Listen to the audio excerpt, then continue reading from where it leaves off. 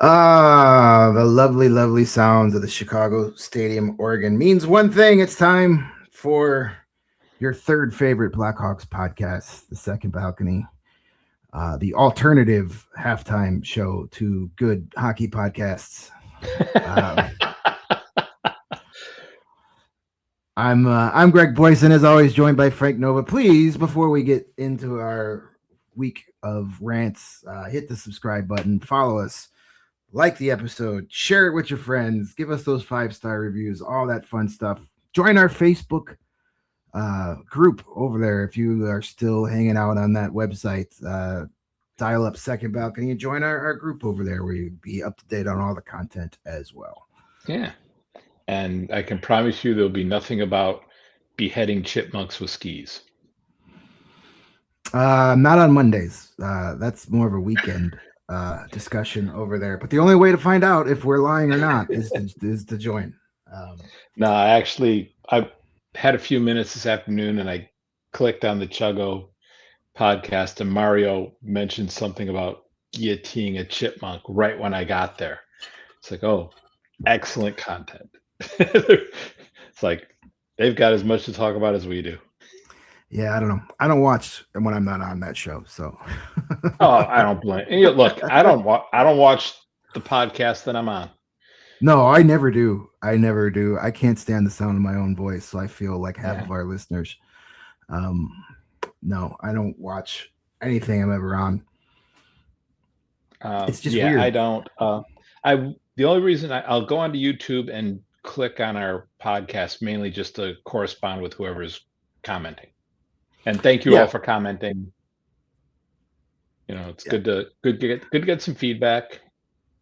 And it's always helpful to know when it's always helpful to know when Spotify cuts our episode in half, so I have to go back and figure out why they did that. I know that seems to be a problem on the audio version.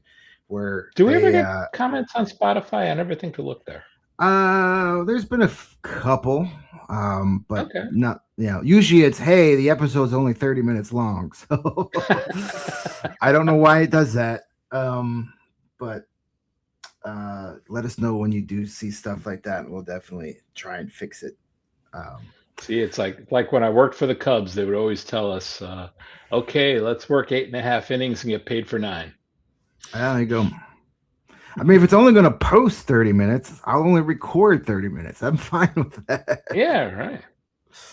Maybe that's Spotify politely telling us we ramble on too long and we need to clean it up a bit. That could very well be. All right. So, where do you want to start? I don't know. We are here at the Olympic break, so we don't have any...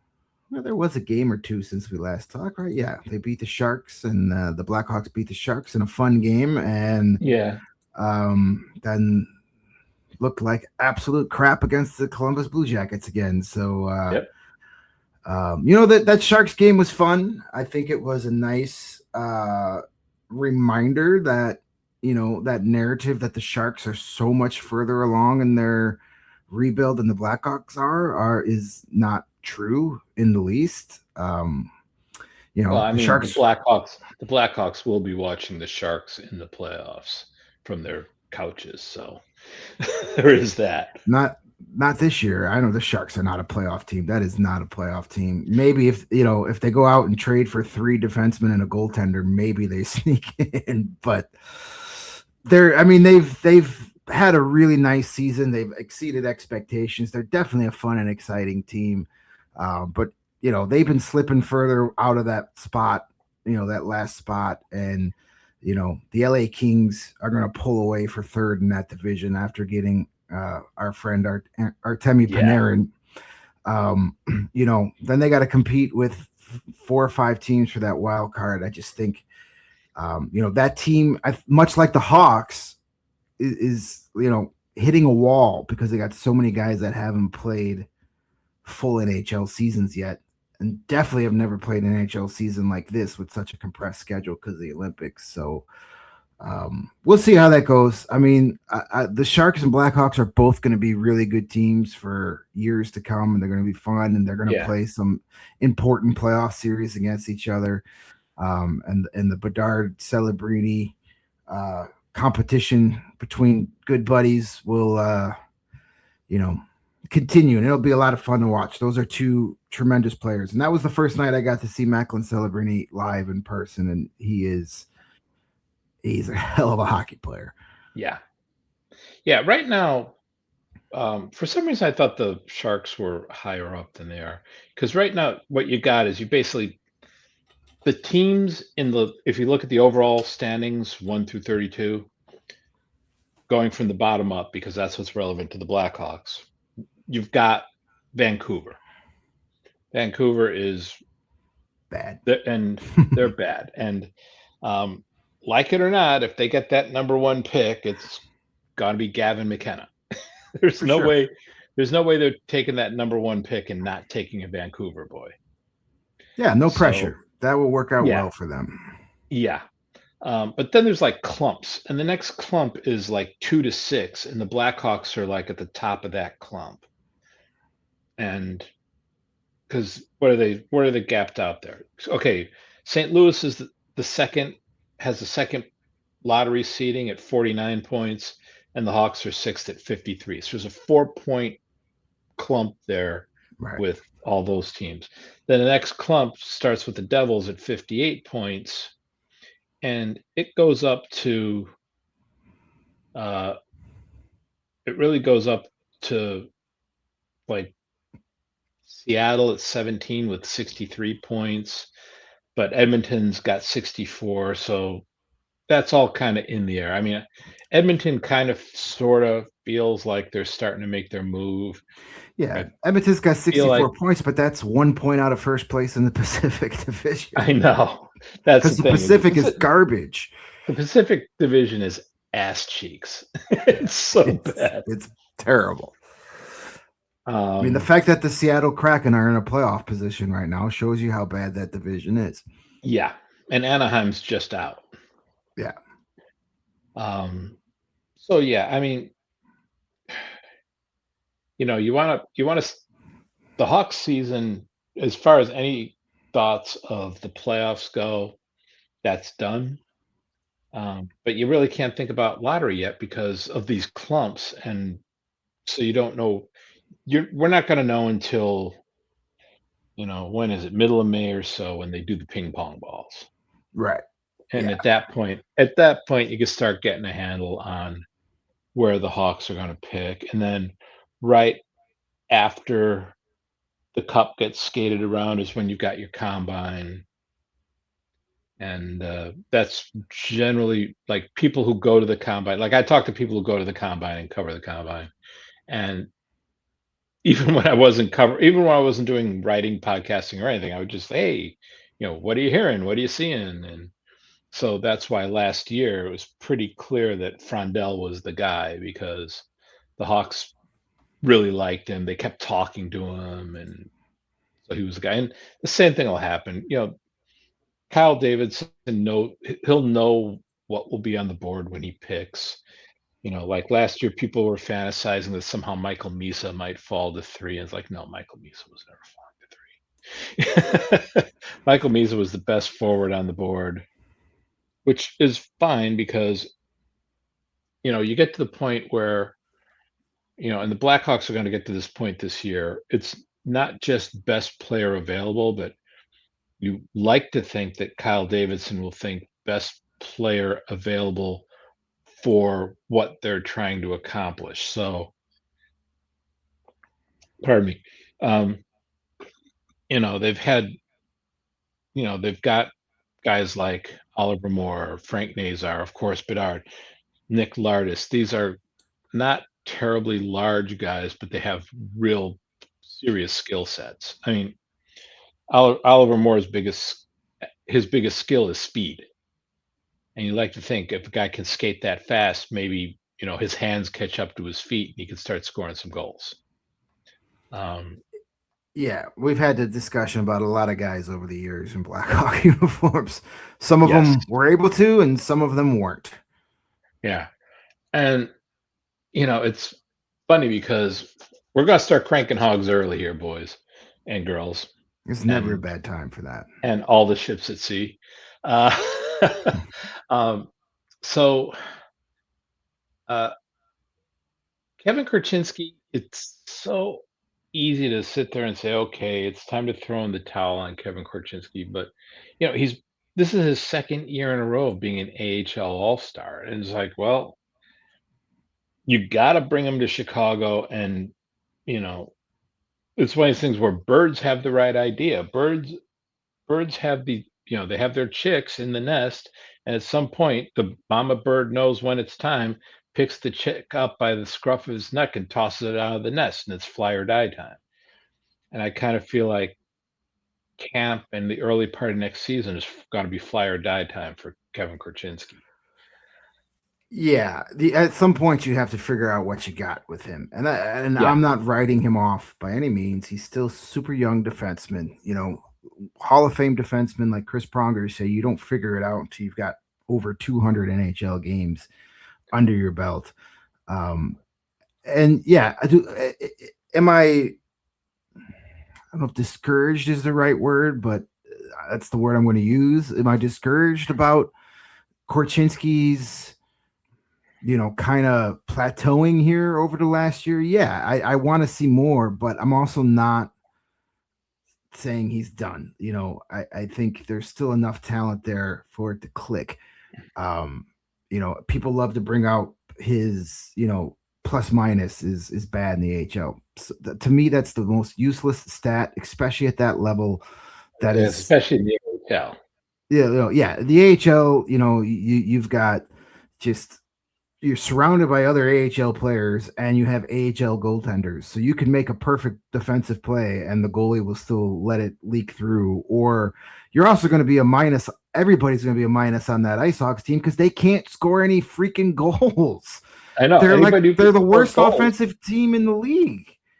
Yeah, I mean, Nick Lardis is it, and Brent Seney. Brent Seney's having a great year because there's nobody else there. Right.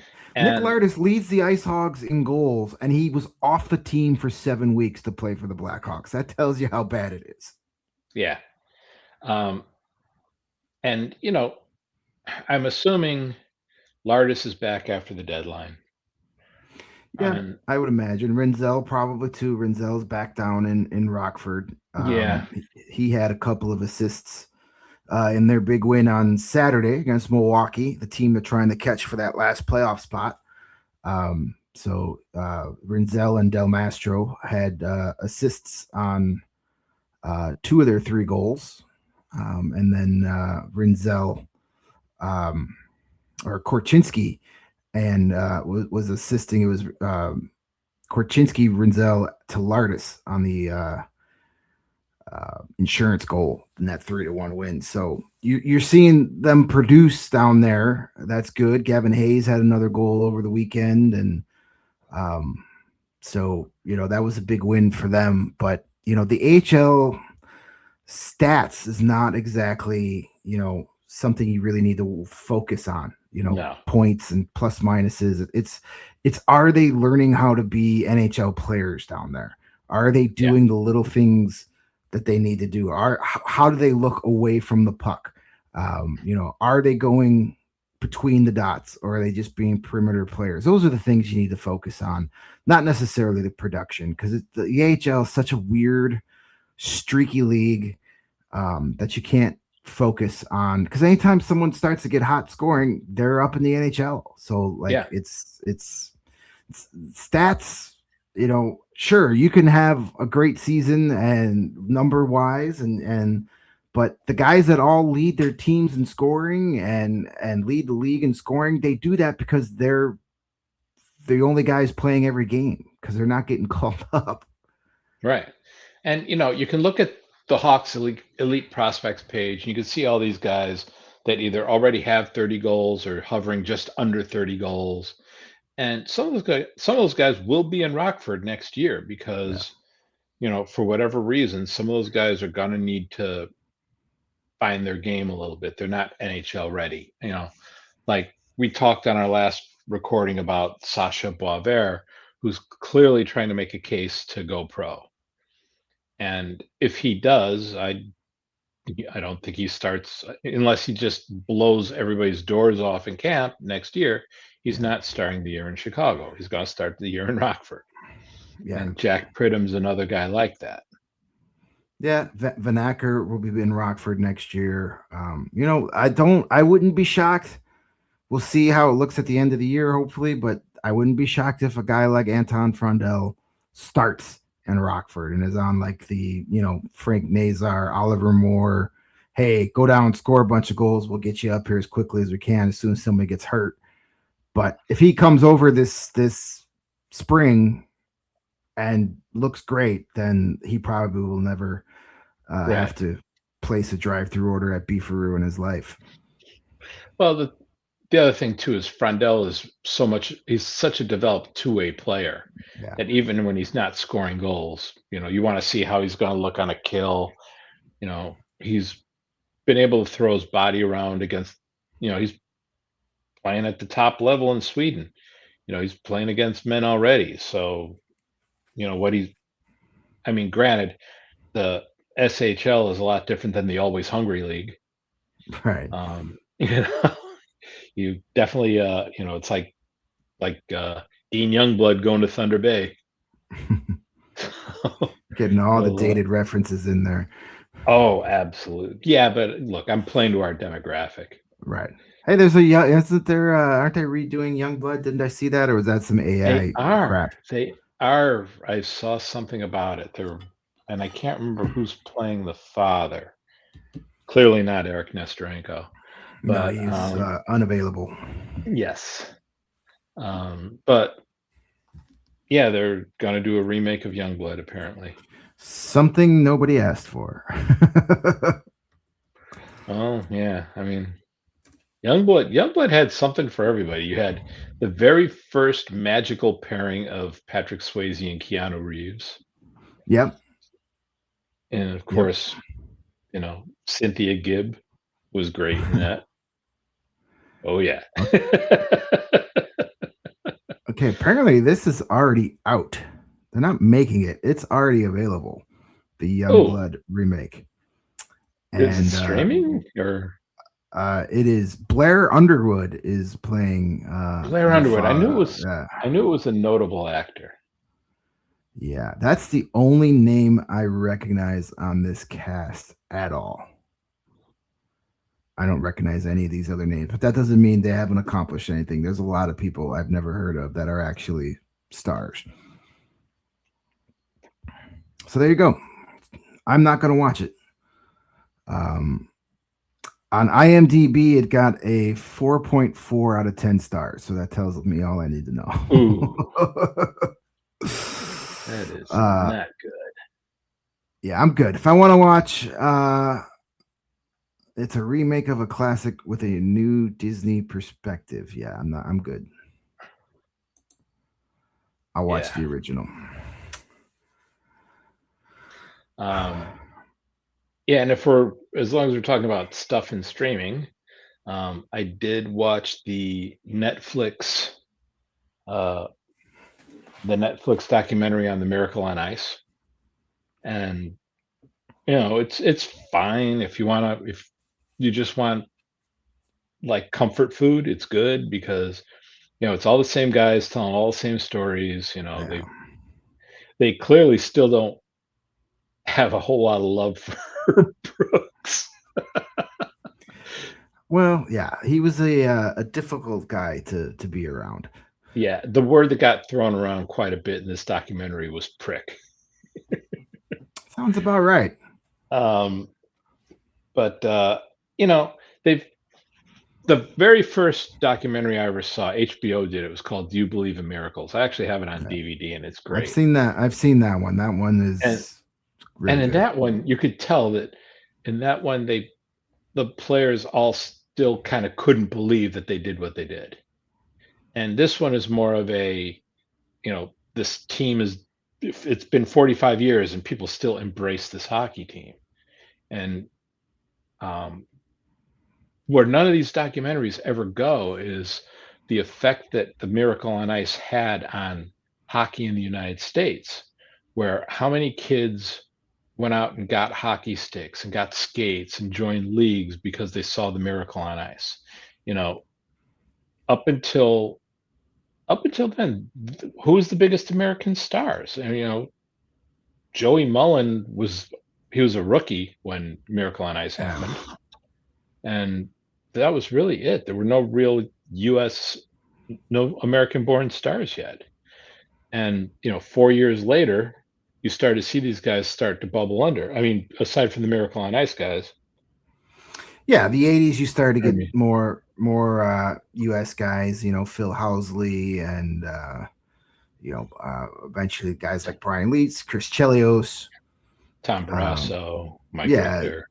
yeah, you started getting more of these guys to the '90s when you had your more guys in the '90s. Your Patty Jeremy Roenick's. LaFontaine, forgot about him. Yeah, yeah. I would not surprised a Rangers fan would forget about an Islander. Or is Well, he I a mean, Saber?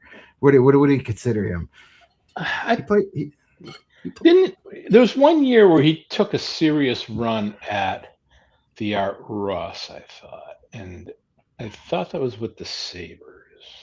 Did he eventually get a run with the Rangers? Did he play for all three He teams? did. He played for Yes. the Rangers because he'd had so many concussions. They fitted him with a special helmet, and basically one more concussion and he was done. And the Rangers, what happened was, okay, sorry folks, we're going to be a Rangers podcast for the next few minutes. Bear with me. I just love that he played it in the NHL for as long as he did and never had to get a driver's license from a different state. Yeah, I know. So bear with me for just a second. I promise I'll bring this home. So after the 96 season, the Rangers went to the Eastern Conference Finals, got knocked out by the Legion of Doom, mainly because Brian Leach got boarded and broke his wrist. But so that summer, it's like, okay, they need some depth guys, but they could make another run at it. So they go out and they get Mike Keane, they get Brian Skrudland. It's like, okay, they're getting like really good veteran bottom six guys which can help get them over the hump. And they never thought to do anything about Mark Messier, who was a free agent. So Messier kept waiting and waiting and waiting and waiting for an offer from the Rangers. Nothing came. He finally holds a press conference, says, look, the Rangers aren't making me an offer. I'm available. Anybody wants to talk contract, I'm listening. And shortly thereafter, he became a Vancouver Canuck. So the Rangers are left without their two top centers were Messier and Gretzky. So they need another top center. So what are we going to do? They offer sheet Joe Sakic. And they offer sheet Joe Sakic for the money that that Messier got from Vancouver, which was 3 years, 18 million, except with Sakic, it was a huge bonus up front. So the whole idea being Colorado, in order to match, would have to pay this huge upfront bonus, and they have the money for it. And as you conceive from how Joe Sakic's career went, they obviously did. Yeah, ESPN did a 30 on 30 for that. On that, the Sakic and the Ranger stuff was really good, really interesting. Yeah, and I think the owner of the Avalanche had a big stake in the movie Air Force One, and there were New York writers basically begging New Yorkers to not go see Air Force One, so the movie wouldn't make money, so they wouldn't have money to match the Sakic offer. She's like, they would have sold organs to make that contract happen. They were never going to lose Joe Sakic. So, excuse me. Yes. I'll edit that out. Oh yeah, sure. Clean it up on the edit. Yeah, I'll get that out there. So they still need they still need a top six center, and all of a sudden Pat LaFontaine's like, hey, I think I can try skating. So they get LaFontaine, give him the special helmet, and he looks like the great Gazoo from the Flintstones, just this enormous helmet. And he's comes to the Rangers and he's great. He's Pat LaFontaine. He's doing all the Pat LaFontaine things. And one night on the ice, I think they were skating the puck out, and he's coming on a cross, not looking up, and at the same time, also not looking up is his teammate, Mike Keane, and Keane just absolutely ragdolled him, and that was the end of Pat LaFontaine on the Rangers. Well, did they save that helmet for Eric Lindros a couple years later? They might have, yeah. Yeah, for a while there. Well, Neil Smith was the general manager of the Rangers at the time, and he went through this when he won the Stanley Cup. He went out and got Keenan wanted every Blackhawk he can get his hands on, so they did that. And then Smith wanted every Oiler he can get his hands on. Which is how Yeah. they won the Cup in '94. It was Blackhawks and Oilers, and like 3 guys that came up through the Rangers. And then from that point on, all they kept doing was anybody who had ever been a captain in the NHL, they brought him in. Like, okay, you were a captain, come on in. Luke Robitaille was a captain of the Kings, come on. This guy, Keane, Scrudland, all these different guys. Lindros wound up coming in. Just anybody who ever wore a C anywhere. I mean, LaFontaine was a pretty on brand signing for the Rangers, who historically, as long as I've been alive, always gets that like name recognition guy, but he's at the end of his career and is a shell of what he was, but you know the name. I mean, the Blackhawks did that for the longest time too. Oh, but, yeah. the Rangers are still doing that stuff. Hey, let's get JT Miller. He used to be a captain, and you know his name, and yeah, how's that working out for you? Well, the only time they got someone like that and he was actually good, and then they let him go was Yager. Yeah. Yeah, because at the time he was too old, and then he played another 20 years. Pat LaFontaine, I always forget that he's American because LaFontaine does not sound like it sounds like he's from Quebec. So like I always forget that he's one of the best American players ever because his name does not sound it sounds like he's from the Q. No, he's from Michigan. Yeah. So, that's always confusing. All right, and that concludes the portion of the broadcast from the second balcony of Madison Square Garden. The blue seats. Yeah, I'm gonna have to change the background in post production to MSG. Yeah, I'm trying to see if I have any Ranger shit here I could hold up. I got over there. I got a puck signed by Adam Graves. I'm not getting up to get it. Anyway, back to the Hawks. Yes, those guys. Yeah, those guys. And back to our Hogs. One guy's going to be interesting to see. Like, it's great to see Cini get the AHL All-Star spot. He gets a few extra bucks for that. And I really wonder what's going to happen to him this summer, because I feel like he's a guy that the Hawks should probably want to hang on to, just because there's going to be such an ongoing pipeline of young players, particularly forwards, in the next couple of years coming through Rockford, and having a guy like Brett Cini there, because I don't think Cini's gonna be able to go out this summer and get a contract. He's not gonna get a one-way contract from anybody. No. So he's not gonna get he's probably not gonna get an NHL contract from anybody. No. So the best he can do is, take some AHL money, and the Wirtzes own the Hawks, and they own the IceHogs, I should say. So, they're going to sit there and say, okay, let's give this guy more than he would get playing for, the Wolves or anybody else, to keep him in Rockford, to kind of be like not exactly an assistant coach, but like that guy, the player in the clubhouse, be Rockford's Nick Foligno, essentially. Yeah, and they've had those guys before. Yeah.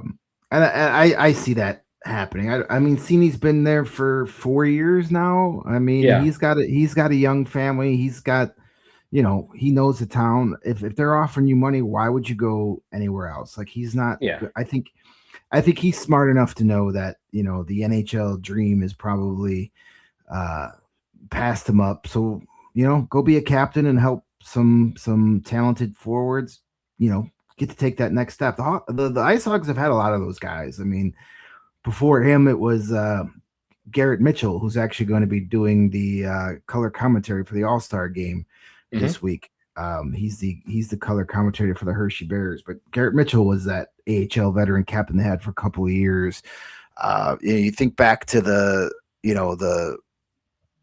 dynasty days, and you had Martin St. Pierre down there forever, and Mm-hmm. Jake Dowell was kind of that guy for a little while too. So every AHL team has that guy that just is the career AHL guy. He knows it. He's accepted it, and he's ready to help guys get further than he ever could. Right.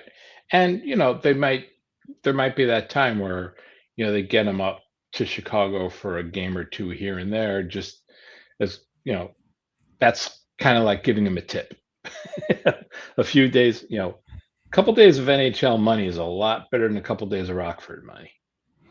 Yeah, that's for sure.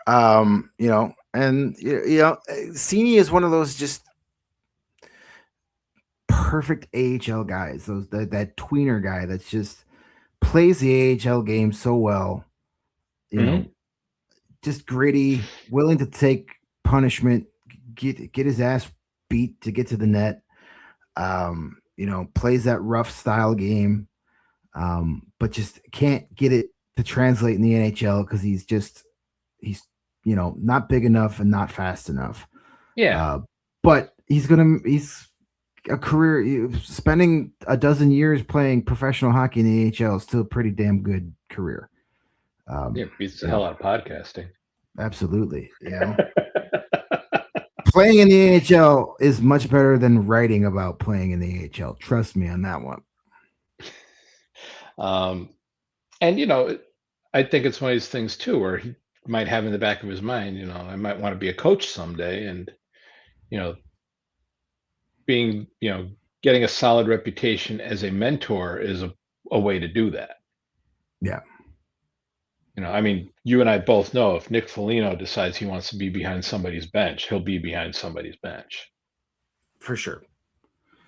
And I could see that happening in Chicago. The Blackhawks top brass love Nick Foligno, and Oh yeah. they'll give him any job he wants with the team when this season's over with. If he wants to start as a development coach, and him and Chris Kunitz can make passes at practice all day.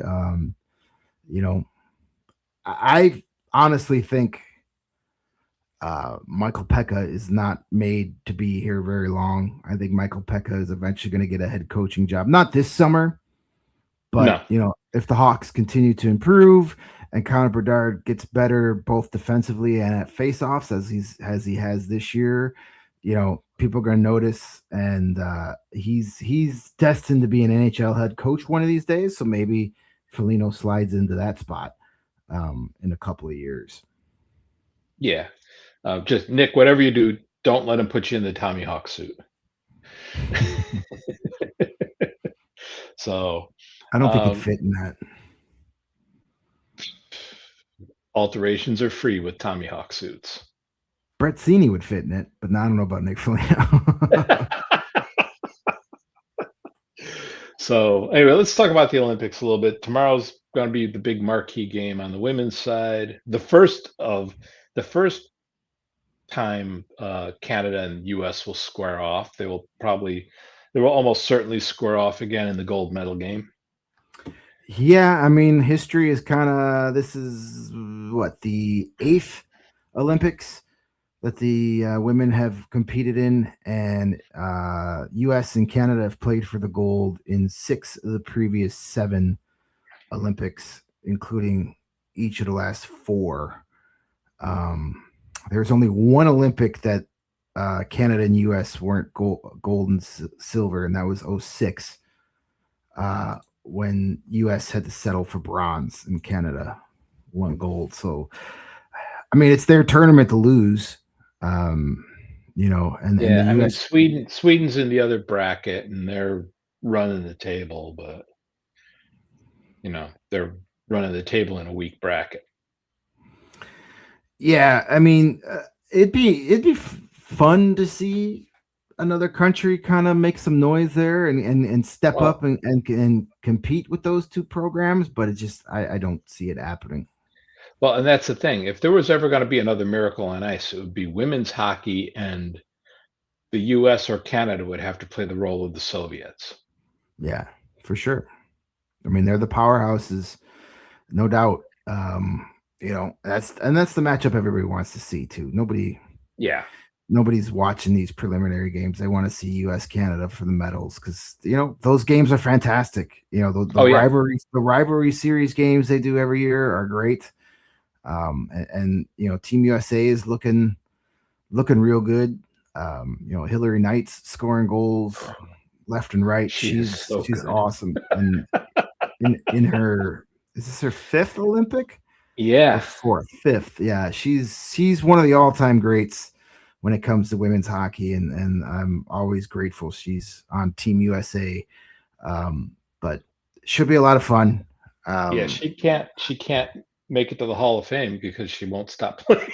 right. She's on the Yarmir Yager 32-year plan.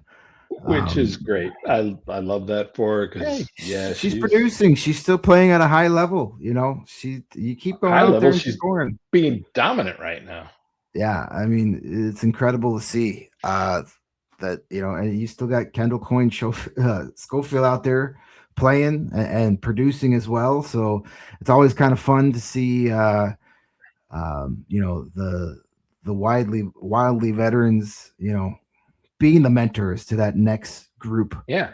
of young stars. And You had when we talked about Blackhawks going to the Olympics, we never mentioned Kendall. She's there there. you go. She's Yeah. part of the Hawks staff. And you got it was fun to see Abby Murphy, Chicago area native, Evergreen Park girl, Mhm. get a goal and assist the other day against Finland. So the little connection there. Yeah, the women's tournament's been fun so far. Canada got theirs delayed a little bit because they've got some viruses The going around. So norovirus with Finland. Finland and Yes. Switzerland, both teams. Canada's first two opponents had to go into isolation. So I don't know if Yeah. check Canada's bags for vials. Maybe they're out there. I don't think Canada needs to. If they were going to You spike wouldn't a think team, I don't think it would be Switzerland. you wouldn't think, but there is that theory going around, started by me. There was leading up to the break, there was 4 out of 5 games that Colton Dock was supposed to be a healthy scratch. He was an extra at morning skate, and then somebody got sick the night before, the afternoon of, and he got back into the lineup. One of those was Bedard. Burakovsky was one game. Dickinson fell ill. I don't remember who the fourth one was. So I just put it out there. I'm like, is like Colton Dock just running around with a bag full of X-Lax and he's spiking somebody's protein shake after practice to make sure he gets back in the lineup? Hey, improvise, adapt, overcome. Hey, do whatever it takes to stay in the lineup, I guess. So, and the other big question for the NHL collective from Chicago is this break gonna help young Artem Levshinov get a reset? Because man, he's been so far inside his own head. You would hope, and that's what the team's hoping for. I mean, taking a step back is good, and I liked what Jeff Blashill said when they first announced this is what they were doing. They said it is. Somebody asked, I think Scott Powers asked him at a morning skate, is Rockford the next step? And he says playing more games is not what we need from him right now. He needs to take a step back and reset mentally and get out of his own head. Going down to Rockford and playing is not going to solve what's going on right now. So Yeah, his issues need to be coached out of him. It's not. Yeah. He doesn't need reps. And Blashill even said that. He said, a few weeks ago we wanted him to be more aggressive offensively. Now he's too aggressive offensive, so we got to reel him back in. He's got to learn that balance of when it's okay to be aggressive in the offensive zone and when you live to fight another day and not give up a 3-on-1 going the other way. Right. And that's all going to come with time. For a rookie defenseman at his age, I think he's done far more positive than negative. And they're I think they've also learned a bit from Kevin Korchinski's season in the NHL to it's okay to pull him back a little bit and ease the workload mentally more than anything. Yeah. And the good thing for the Hawks is they've got a lot of young defensemen, and I will not be surprised if one of their first round picks, you know, I'm seeing mocks already, and the mocks all have them. Um, if they're going to be picking in that 4 to 6 range, I keep seeing Malhotra's name come up, which makes perfect sense. He's playing at Brantford. They're definitely getting eyes on him for sure. But that second pick, I keep seeing other forwards getting mocked, and I'm like, I think they're going to take a defenseman. Well, they need some depth. Yeah, they're definitely grabbing at least 2 defensemen in this draft, maybe one in the first round. The one name that I hear a lot about that they're high on is Tynan Lawrence over at Boston University. I think he's a guy that they are very interested in. He played Muskegon last year. Yeah, they were scouting Nestrassel, and now he's at BU, a teammate of Sasha Boisvert. So they're very familiar with him. They've had eyes on him for 2 years. That could be the second pick, depending on where that falls. If they get the second pick, we had all that brouhaha this week about Frank Saravalli reporting that is a top 10 protected pick for the Panthers pick, and all the commotion that caused.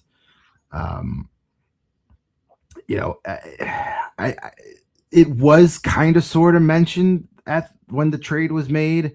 I seriously don't think Frank Saravalli held that information for 11 months and then decided to put it out there when his new website opened. Yes, that's not a great look.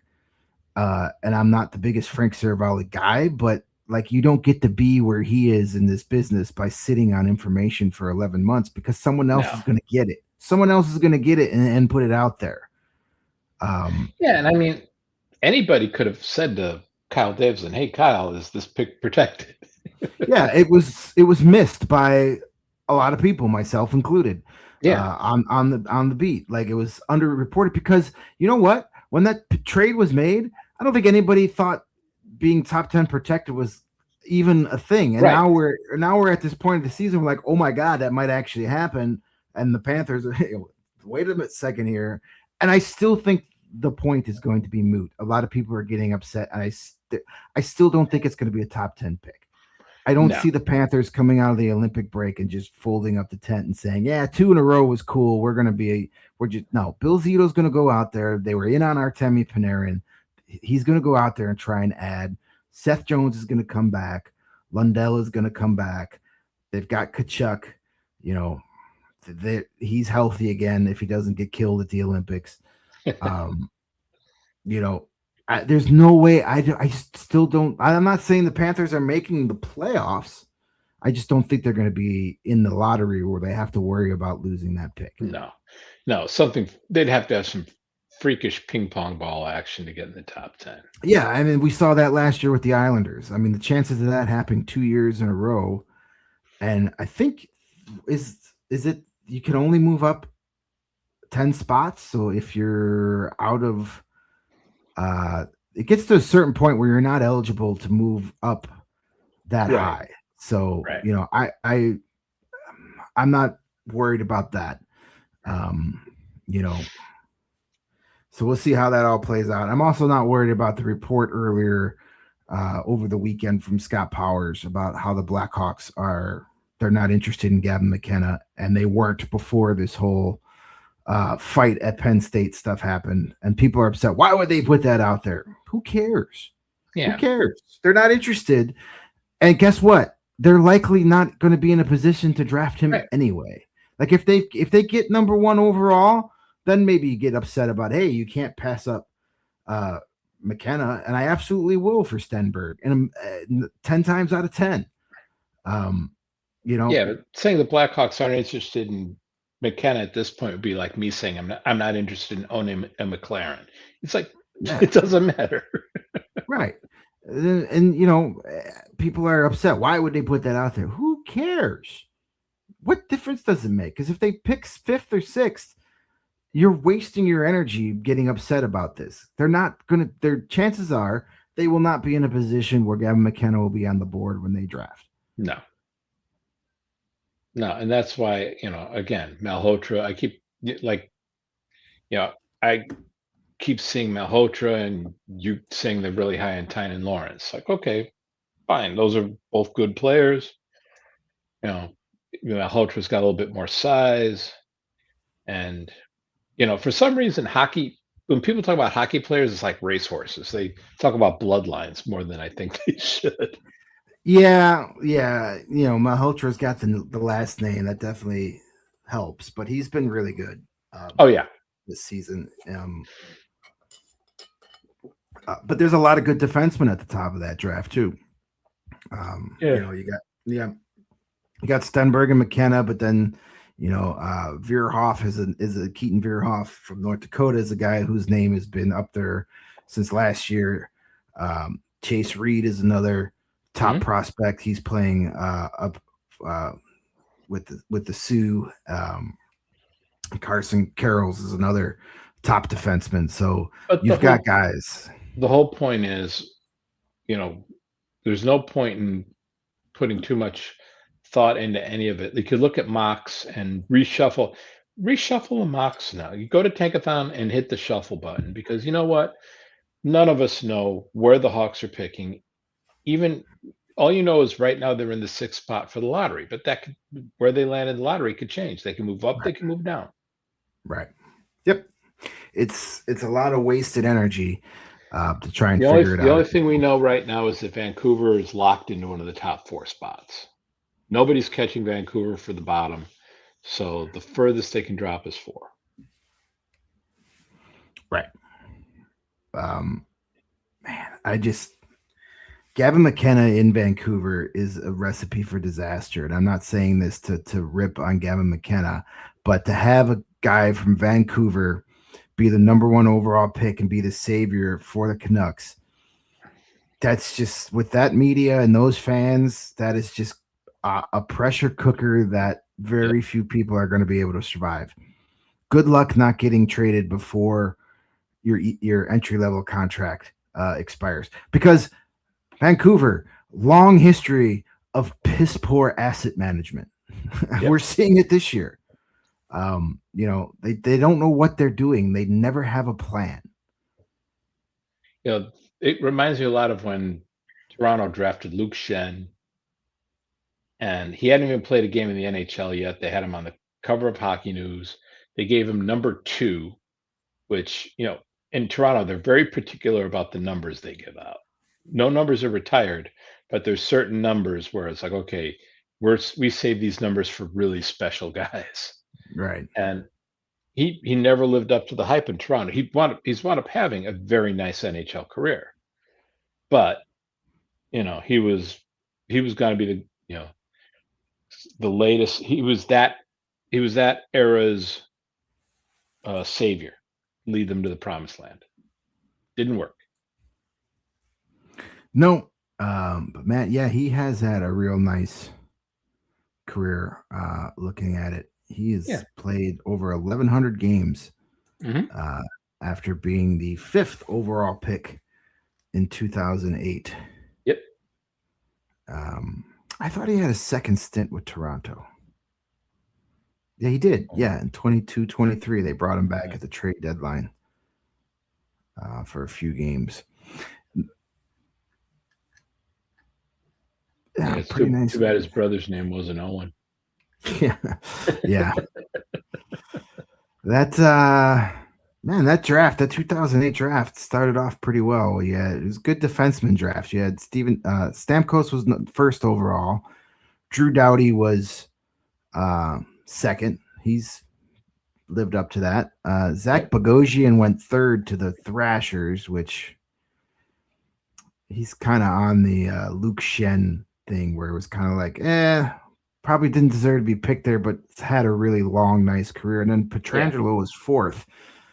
So you had Doughty and Petrangelo in the top 5 that year. So pretty good Yeah. draft Yeah. up front. And Stamkos was first overall, and he got to Toronto, and Barry Melrose.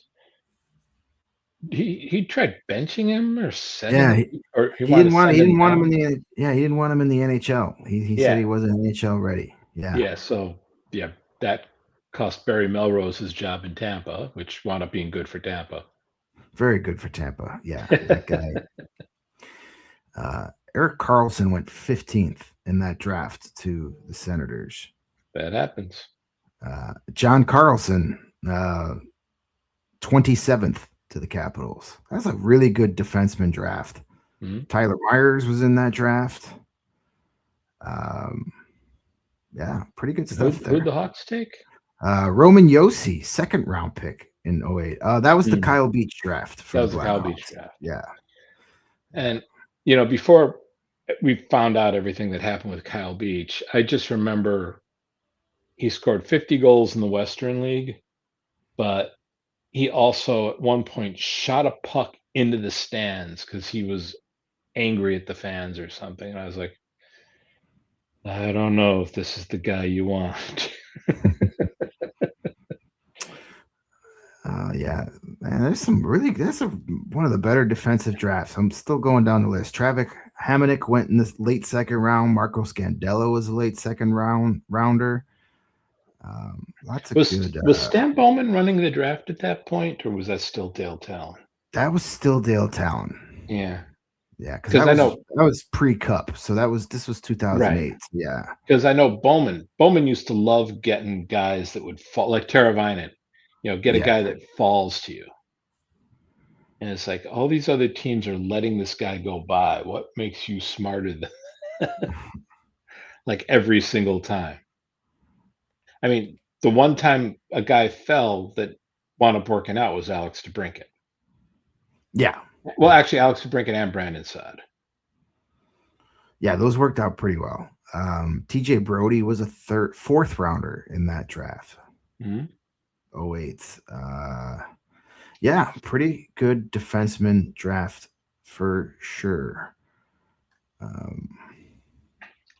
Well, the other Jared, thing, Jared Spurgeon, sixth round pick, still all right, playing in the getting league. back to the Chicago Blackhawks here. Why Before we they're wrap it not up. fun. Frank They're- Nazar was starting to find his game skating with Connor Bedard a little bit before the break. Then Blashill split him up again. And, it's hard for these guys too, because I mean, Nazar and Bedard skate really well together. It's not a long-term solution. And what you're hoping is when some of these guys start coming up next year, you'll start finding out who matches well with who. So while Nick Lardis and Oliver Moore match up really well, do you really want Nick Lardis skating on the third line with Oliver Moore, or are you going to want to put him up on Bedard's wing or on Nazar's wing? Because he's a trigger man. He's a guy you want out on the ice with one of your playmaking centers. right. I mean, they're gonna have a lot of decisions to make because Frondell will likely be here. Kansirov will likely be here as well. I mean, there's going to be Yeah, and lots Kansarov's of another trigger man. Yeah, I mean, so you can have one on Bedard's line, the other on Nazar's line, and let them go. I mean, it's going to look a lot better here in a short order of time. Yeah, and I know there is an element in Blackhawks land that is growing impatient with Kyle Davidson, but my feeling is that this the plan, whether the plan works or not, remains to be seen. But I feel like it's there's still, I always say, I compare it to like cooking something. Like you put a chicken in the oven, you can't take the chicken out too soon. So, but right now the chicken's in the oven, the kitchen smells good. Chicken might Right. taste like shit, but we don't know that yet. Right. So that's kind of where we are with Kyle Davidson. Nobody knows what his contract is. If you ask Kyle Davidson, he'll give you a very non-answer answer because nobody has to tell you what the general manager is making or for how long he's got a contract. Yeah. Um, I'm led to believe that it was a 5-year contract when he took the job. So, you know, he'll be one of those that like, oh, by the way, I got a 3-year extension a Right. year into the extension.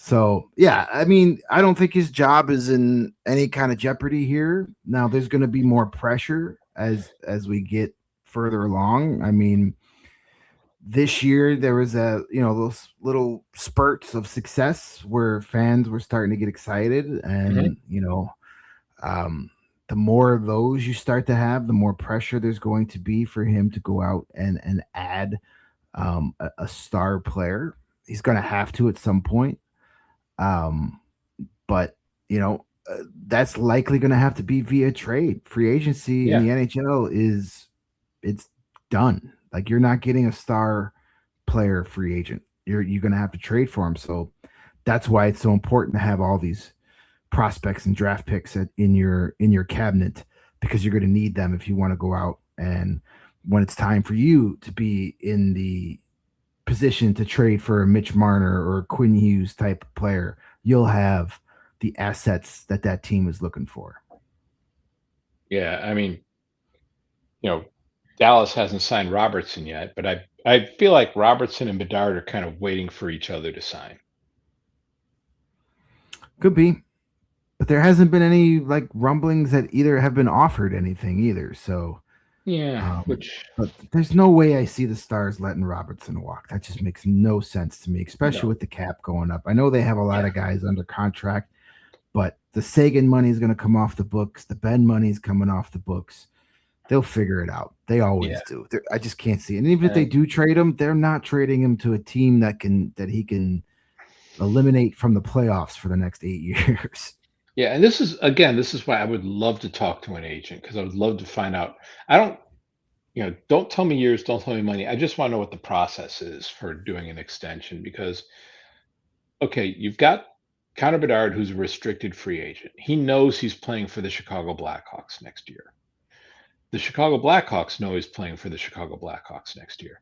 So and I'm sure Kyle Davidson has had some conversations with Bedard's agent, and maybe Bedard's agent saying, "Look, we're not really ready to make a decision on how many years we want." But I could see Davidson maybe saying, "Okay, well, you know, it's like any contract negotiation where you don't have to just throw one contract down and say, here's our offer. You can say, okay, if you want to play for 3 years, here's the deal. If you want to play for 4 years, here's the deal. You want to play for five, six, seven, eight, and put those contracts together, structure.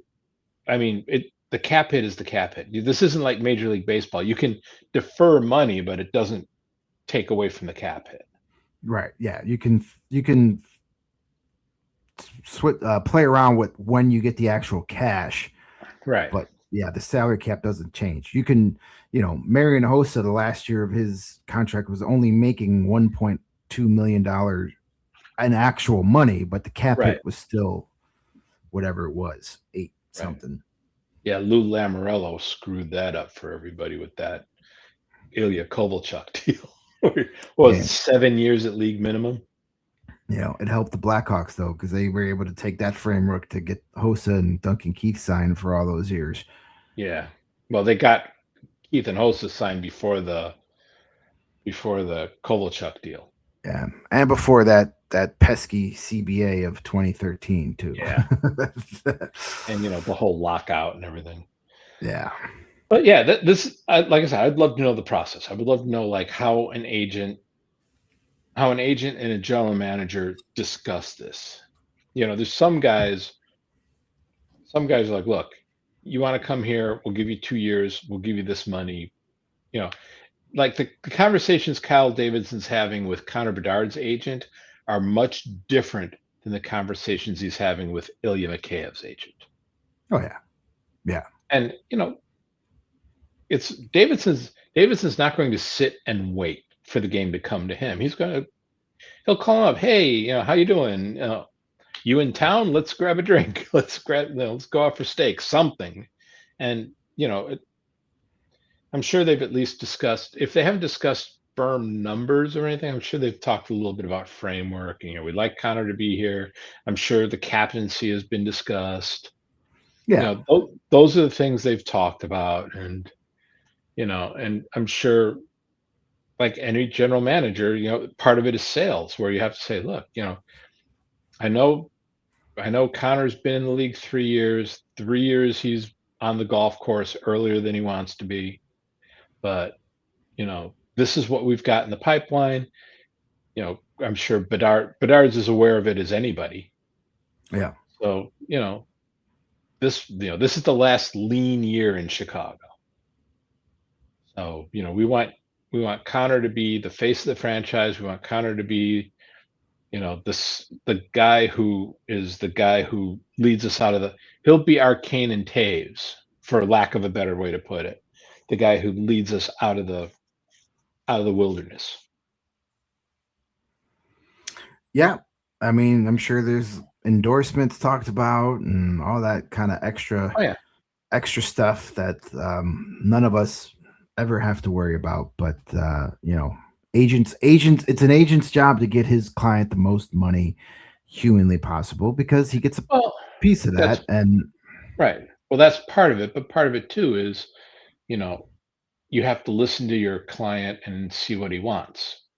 So you might get a guy who says, look, I'm RFA, this is the end of my entry level contract. And you know what? This just isn't the place for me. I only want to sign a deal for as long as it takes for me to get to unrestricted. right. Let's make that happen. And that could be the case. I mean, and what Connor Bedard says all the right things publicly. For all you know, he might not like playing in Chicago. You'll know how he feels about playing in Chicago when you see what his next contract is. Yeah, I mean, you see Money does talk. if he gets that 8-year deal, or the Blackhawks may want to do that 4 or 5-year deal because that still gets him to where he's still negotiating as an RFA for his next contract, and then you have a better idea of which all these guys, which ones are here to stay for the long haul, which ones are going to get paid, and then you can kind of give him his his life-changing, you're here for the rest of your career kind of contract. But we'll see how that plays out. Well, and the other thing we're going to see this spring is, I think Davidson's going to try to be a little judicious with exactly how many guys sign and burn a year, and how many guys wait until July 1, because you don't want to have this onslaught of expiring contracts. Yeah, you kind of want to space it as much staggered. as you can.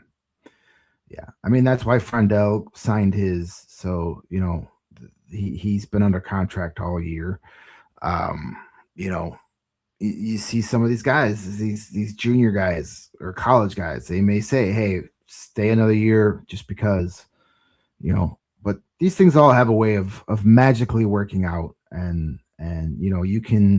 you have sliders where you could push guys' contracts. You sign them, but you don't burn off that first year, or you burn off that first year right away.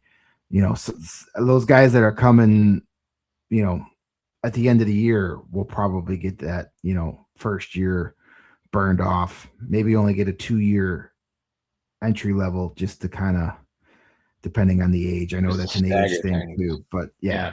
I mean, those are things that GMs have to constantly worry about.